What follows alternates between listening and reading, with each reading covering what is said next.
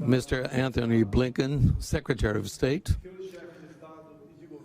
Chiefs of State and of Government, Mr. Luis Almagro, Secretary General of the Organization of American States, Congressman Arthur Lira, the Speaker of the House in Brazil, and ministers with me.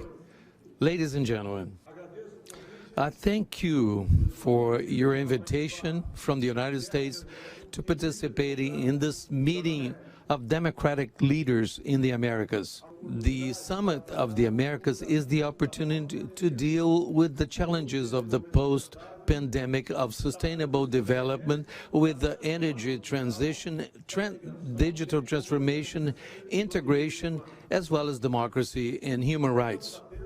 We are very attentive to the economic problems affecting the world, like inflation, unemployment, and especially the most precious good for the human being, his or her freedom, including the freedom of expression, of work, and faith. Brazil has engaged strongly in the negotiating process within the declarations to be approved in this summit. We are going to work together so these proposals lead to new cooperation engines for the economic growth of the Americas. Brazil feeds 1 billion people. We ensure food security for 1/6 of the world population. Without our agribusiness, half of the world would be hungry. Brazil not only avoided a food crisis with the access to fertilizers, but also they had a role of developing in looking for solutions on the world for food security. We are one of the countries that most preserve the environment and its forests. We have the most diversified and developed energetic matrix in the world, even losing part of our native forests, but only using 27% of our territory for cattle raising and agriculture. We are a sustainable agricultural nation. We do not need the Amazon region to expand our agribusiness. Only in the Amazon biome, 84% of the forest is intact, holding the greatest biodiversity in the planet. Our challenges are proportional to our size. I remind you that the area of the Amazon is equivalent to the area of the entire Western Europe. No other country has a environmental legislation so complete. Our forest code should be an example to other countries. In fact, we are responsible for less than 20% of the carbon emissions, even being the 9th economy in the world. In order to protect our forests, the federal government has reinforced the combating deforestation and has established activities to preserve the biome in the Amazon. With the launch of the Methane Zero program, we have implemented commitments established during COP6 to structure treatment of organic residues,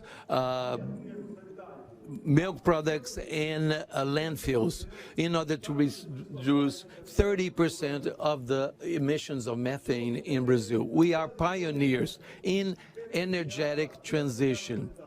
We started decarbonization more than half a century ago with biofuels and other sources.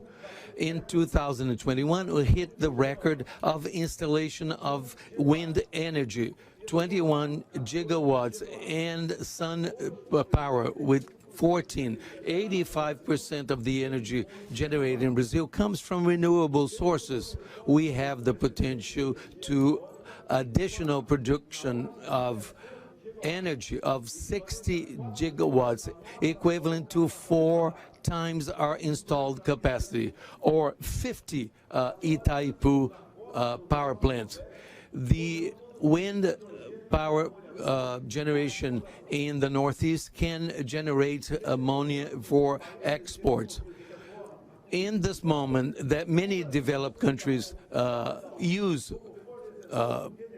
fuels, we promote totally clean energy and totally devoid of emissions. We see in Brazil now, in part of the world, we clear attack to the freedom of human beings to opine in different ways. I leave here a message for the Americas as a prosperous and democratic region. We have participated in many hemispheric forums working for democracy, for freedom, for prosperity, economic and social. In this year in which Brazil celebrates 200 years of independence, we are a country that believes in God, respects its military, is favorable to life since its conception, defends the family, and gives loyalty to its own people. Brazil, we understand that freedom is a higher good than life itself, because men and women without freedom have no life. Before concluding, I would give you some information that is of interest to all of us that we can share with the world. From last Sunday, when we had the information that two citizens, one British, Dom Phillips, and a Brazilian, Bruno Araújo, disappeared in the Javari Vale in the Amazon region. From that moment on, our military, the armed forces, have started a search to find those people. We ask God that they may be found alive. Two, I'd like to say to everybody that Brazil, that continues to concede humanitarian visas to Afghans, Ukrainians, Syrians, and Venezuelans. We do have a potential in the Americas of the activities in our Itaipu Lake or reservoir, where we will be also dedicating it to grow fish, and we will be able to present to the market 40% of the supply.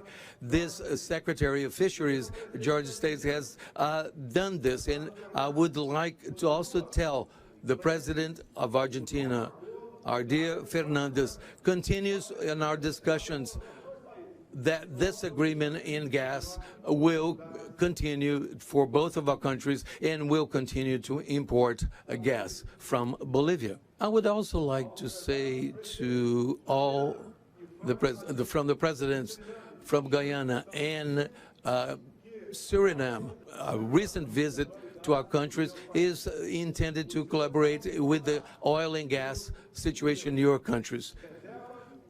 You have reserves in oil and gas equivalent to 90% of the Brazilian reserves. I am sure that together with other partners, your countries will finally be highlighted in the world scenery.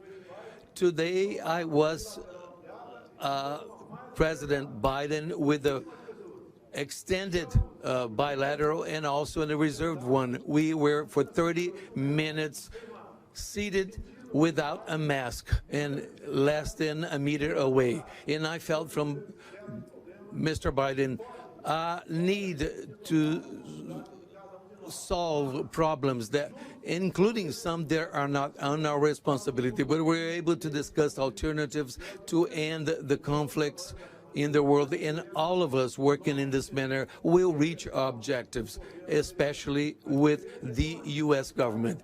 The experience that I had yesterday with President Biden was tremendous.